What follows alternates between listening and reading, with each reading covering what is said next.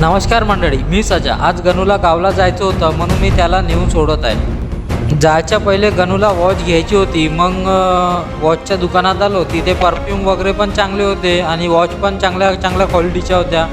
आणि मग मी सोन्याची घेतली, गणूनं मग चांदीची घेतली. मग आम्हाला मग कपड्याच्या पण दुकानात यायचं होतं. कपड्याच्या वगैरे दुकानात आलो. तिथं पॉप्स कलेक्शन म्हणून कपडे घेतले. बस स्टँडला आलो, पोहोचलो. मग तिथे गर्दी होती म्हणून मी त्याला ट्रॅव्हलमध्ये बसवून दिलं. तो गावाकडे निघून गेला आणि मी परत घरी आलो होतो. तेवढ्यात रस्त्यावर मला जगन्नाथ बाबाची सुंदर पालखी दिसली. लोकांच्या श्रद्धेचा तो खावला. करो